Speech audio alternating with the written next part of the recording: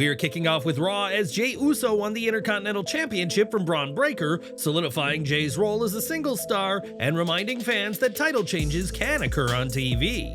With that said, Jey's win may have less to do with him and more to do with Bron Breakker, as the company is reportedly preparing to turn the ex-champion into a babyface. Wrestling Observer Radio reports that WWE is definitely building towards the turn and are already planting the seeds by having the fans bark when Breakker is on screen.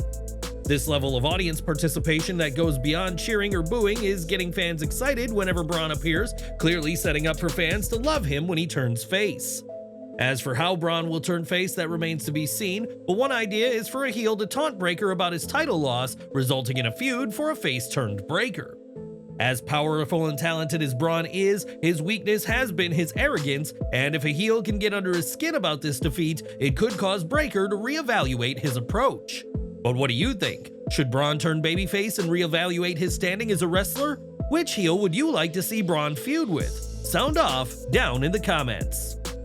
With this title change, Jey Uso has won his first singles championship since debuting in WWE in May 2010, but he's also become the second member of a very exclusive club. Jey is now the second superstar to have won the Intercontinental title after his father, as Rikishi won the very same title in June 2000, but only held the gold for 13 days. Rikishi's title reign was ended in July 2000 when he lost to Val Venis, and much like his son, this would be Rikishi's only singles title in WWE. The only other son to have won the title after his father is Curtis Axel, whose father Mr. Perfect held the title over 2 reigns from April 1990 to August 1991 for a total of 404 days. Axel won the gold at WWE Payback in June 2013 in a triple threat match that included Wade Barrett and The Miz, which fittingly fell on Father's Day that year. Axel's reign lasted 155 days before he lost the title to Big E on an episode of Raw in November of that year, and he'd never regained the gold. But what do you think of Jey Uso finally becoming the Intercontinental Champion? Let us know in the comments section below. 4 years on from being announced, Netflix's Mr. McMahon docuseries has at long last dropped on the streaming juggernaut, but some were able to watch it before it released. Ahead of its release, early reviews were shared online, with Men's Journal noting that it quickly becomes clear that the show won't reveal the true Vince McMahon. From the start, McMahon states he won't share real stories and wants to keep his true self private, and while the doc has his perspective, it doesn't deliver the scoop fans were hoping for. This review criticized the series for a lack of authenticity, with the format presenting Mr. McMahon's take on an issue, then switching to an opposing view from Dave Meltzer. This format lacks any real discussion or fact-checking, such as when explaining the original screwjob of Wendy Richter in 1985, McMahon's explanation goes entirely unchallenged. That's despite Richter's claims about pay equity being a factor, and the review also argues that any of McMahon's denials of past controversies lack much-needed substance. McMahon's go-to argument is he simply can't remember certain events, such as Sable's sexual harassment lawsuit against the WWF in 1999. With McMahon unable, or perhaps unwilling, to remember certain events, this docuseries hardly deviates from the official narrative, making the series less appealing to wrestling fans. Fans have already heard these stories and aren't being given much new information, and in contrast, Dark Side of the Ring provides a deeper and more critical exploration of incidents. Paste magazine reveals that the Mr. McMahon series covers some of Vince McMahon's controversies, but lacks a complete picture due to missing interviews with relevant names. It discusses Janelle Grant's 2024 lawsuit, but notes that most interviews were done before this and earlier allegations, and McMahon and his family declined follow-ups on the matter. It's been reported that McMahon's interviews were filmed before his initial retirement, and WWE expected disclaimers to be included given that Vince's involvement were pre-allegations. This is intended to clarify that the positive reviews of McMahon may not account for later controversies, and it's said that McMahon did not address any new topics in his interviews.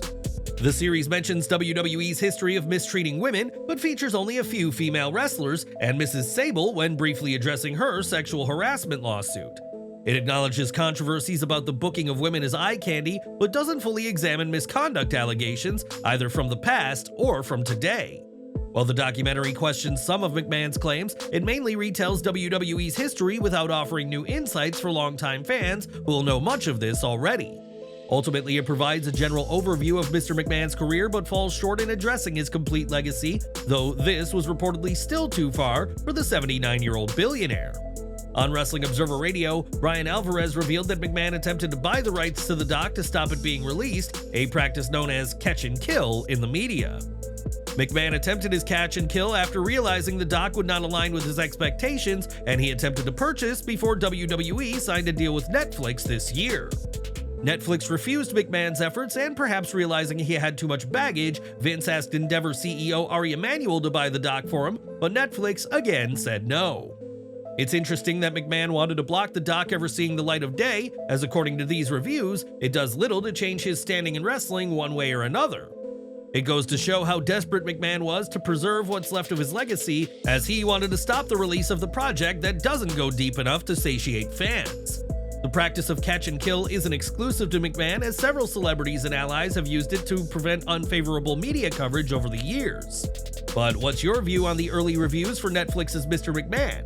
Will you still be watching it? Let us know in the comments section below.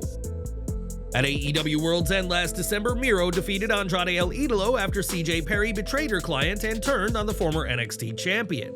Despite this major win, though, Miro has been off TV ever since, sparking curiosity about his future, and it was recently reported that Miro has asked for his release from AEW. Miro signed with AEW in 2020 on a 2-year deal, but in spring 2022, he signed an extension that could, in theory, keep him with the company until spring 2026. It's also been reported that he and AEW have had creative conflicts, with several pitches for Miro being turned down, and that raises the question as to what his future in wrestling will look like. A source for WWE's creative team has revealed that management is in two minds about bringing Miro back, considering the conflicts they had with him during his tenure as Rusev. On his YouTube channel, Jim Cornette shared a similar sentiment, arguing that WWE would be unwise to bring Miro back if he's proven to be a problem in the past. He explained, "Why would they want him? At this point, everybody they've got is over. He lives in Bulgaria. He's been a problem child at the other company unless he's got some close friends there he can plead his case of complete innocence, and he hasn't acted like a stable type of individual himself."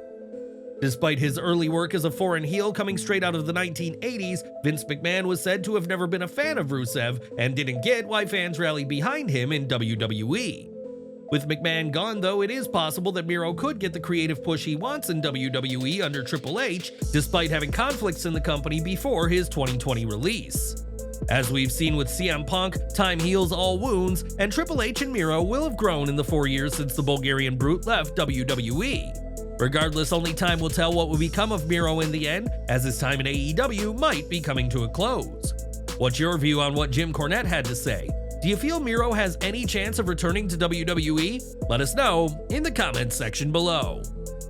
Over to NXT, as Kelani Jordan was outnumbered by the no-quarter catch crew when she took on Wren Sinclair, but when Wren landed on her allies on the outside, Jordan capitalized. Kelani hit the split-legged moonsault to retain the North American Women's title in a solid match that went at a solid pace and was elevated by an engaged crowd. Jordan's sustained growth in NXT has proven to be undeniable, and she's no longer a work in progress, but a reliable big match performer. Hopefully NXT has a plan to challenge her with a major rival again soon, as her title reign has lacked for big stories, even if the matches have been strong. In a press conference to hype up NXT's premiere on the CW next week, Ethan Page said the pressure of being NXT champion and the face of the brand is immense. What separates him from others is how he handles that pressure, and while he put Trick Williams over as a former champion and resilient, he said that won't be enough for him to win. When asked about CM Punk, Page said that the special guest referee will not be a factor at all when he puts the gold on the line against Trick Williams in Chicago. CM Punk made a surprise appearance on the final episode of NXT on the USA Network, ahead of next week's much-anticipated move to the CW. This week, Punk was backstage chatting with Javon Evans when he was approached by Trick Williams, who will challenge NXT champion Ethan Page next week. Punk, the guest referee in that title match, made clear he'll call the match right down the middle, and while he knows Page may try and cheat, he won't let anyone get away with it. That warning was to Williams as well, and with no favoritism being shown, this match is shaping up to be a clean and fair showdown to kick off a new era of NXT. What are your thoughts on CM Punk's role as special guest referee for the NXT Championship match? Let us know in the comments below. When AEW launched in 2019, it provided WWE with its biggest competition in decades, and ever since, Tony Khan has worked tirelessly to boost his brand of professional wrestling. Speaking to WFan Daily this week, Khan discussed AEW's position in wrestling and its rivalry with WWE and made clear this is a battle that never ends, saying, "It's a constant fight. It's 52 weeks a year. Wrestling is the only sport with no off-season." When asked if competing with WWE has become an obsession, Khan remained diplomatic, not giving a definitive answer, but spoke about competing in the sports industry in general. "Fighting is an obsession. I think it's really a driving obsession, competition, especially in wrestling and sports. You have to focus on doing your best." AEW has shown no signs of backing down from WWE, and it was during the Wednesday Night Wars that Dynamite consistently beat NXT in the battle for ratings. The tables turned last October, however, when NXT comfortably beat Dynamite when the shows went head-to-head on a Tuesday, with NXT scoring its third highest viewership on USA. Clearly, there is a competitiveness between the two sides, and Khan isn't immune from that, as he's talked trash in the past about WWE, often making headlines for himself. From calling WWE the Harvey Weinstein of wrestling to calling Triple H and Shawn Michaels bald assholes ahead of NXT's win over Dynamite, Khan isn't afraid to show his competitive nature. As the rivalry escalates, wrestling fans are the ultimate winners, enjoying the best that both companies have to offer each and every single week. But what do you make of Khan's comments? Is he obsessed with competing with WWE? If not, should he be? Give your thoughts down in the comments. In late 2022, shortly after aligning with MJF, William Regal left AEW to return to WWE, partly so he could be closer to his son and NXT superstar Charlie Dempsey. Tony Khan, who had recently dealt with his mother being in the hospital, granted Regal his request to be closer to his family, but nearly 2 years on, his exit from AEW is still a heated topic. On social media, Regal responded to claims that he snaked the competition and made clear that he didn't call Khan when his mother was in the hospital, but rather Tony Khan contacted him. Regal added that his deal with AEW was up on December 28th, which is when he left, and he can prove that everything was done by the book before saying fans should do real research. William Regal has since appeared for NXT, where he has endorsed Ava as the general manager, works in the scouting of talent, and has shared a segment with his son. As for AEW, that company will go ahead without the British veteran who didn't snake the company, despite what some choose to believe. Do you think Regal was right to leave AEW? Should Tony Khan have let him go, knowing he intended to return to NXT? Let us know in the comments. Ahead of next week's women's title match, Roxanne, Perez, and Giulia fielded questions from media outlets in the closing segment of NXT, but there was a major surprise in store. One of the questions came from former CMLL Women's Champion Stephanie Vaquer, who asked what the pair will do when they have her waiting on the other side of their title match.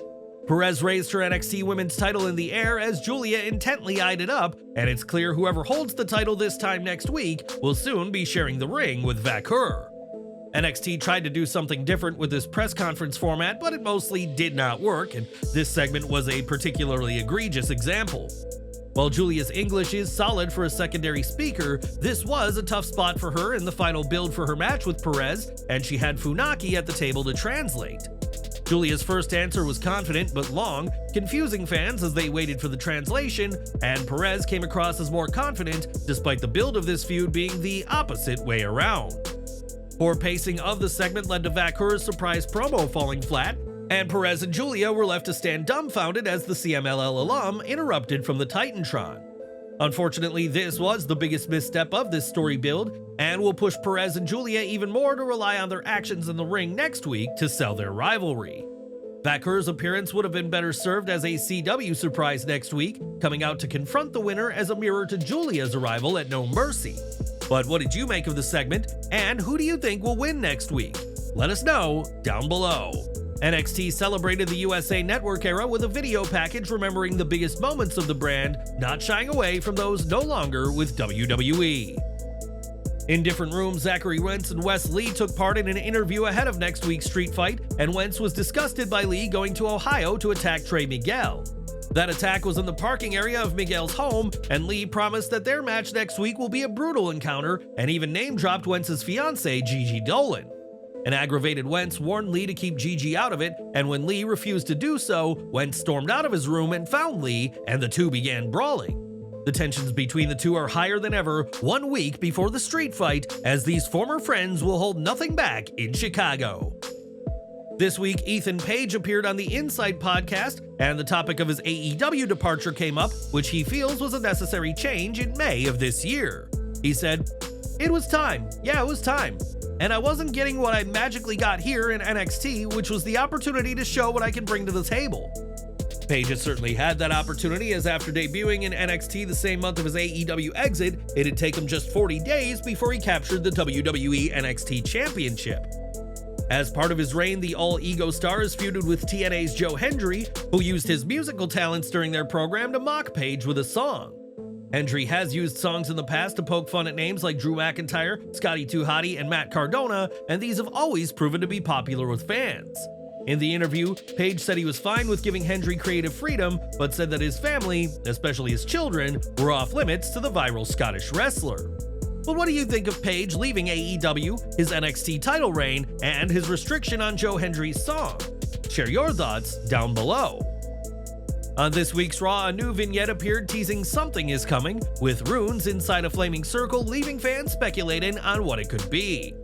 While the runes looked like the letters P, R, and F, which some saw as a nod to Penta and Rey Fenix, these runes actually have a different meaning in the Elder Futhark language. Elder Futhark is the oldest form of the runic alphabet, and these runes spell out war, teasing the return of the Viking Raiders, previously known as the War Raiders. Between this war message and the use of runes like those used in Viking times, fans can expect Eric and Ivar back on TV sooner rather than later. Raw also saw Bronson Reed and Braun Strowman continue their war, and during the opening segment, Reed flung a fan at the monster among men. As you'll expect, this was no ordinary fan, as Fightful Select reports that this was Luke Curtis, a wrestler who's appeared for WWE in the past in similar roles. During the brawl, security tried to stop the chaos, and Reed tossed two of the security guards aside, with those being played by Roger Mendez and Danny Storm. These three wrestlers played their parts to contribute to the excitement of the show, and we'll have to see who stands tall next week in the last Monster Standing match. Wendy, Choo, and Rosemary beat Brinley, Reece, and Karmen Petrovic, the latter of whom was distracted by Ashanti the Adonis on the outside. It was nice to see Rosemary finally get a win in NXT, and while it's hard to tell this early on, it seems like a romance is blossoming between Petrovic and Adonis.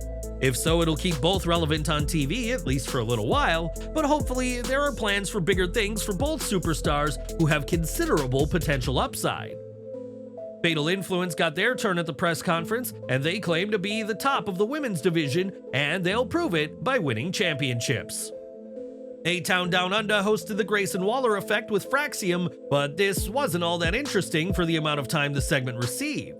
If anything, it was more about the continued issues between Waller and Theory than the NXT duo, and Frazier was overacting throughout to sell how serious this was. Theory is still in an uncertain place as a character, which leads to awkward reactions from the fans who are not ready to cheer him despite him growing frustrated with his tag team partner. It may have been best to keep this upcoming tag team match build to quick backstage exchanges and let the action speak for itself. In the ring, Waller and Theory took over the match in the middle stretch but taunted too much rather than focus on beating Javon Evans and Cedric Alexander. When Fraxium got involved, they accidentally took out Cedric, and Theory capitalized with the A-Town Down for the win in an okay match with four talented men. Like the previous segment though, it perhaps had too much time, in stark contrast to many matches that barely got any time for the night. Evans and Alexander did not show the cohesion necessary to last this long with former WWE Tag Team Champions, and it seemed that neither team were on the same page in the action.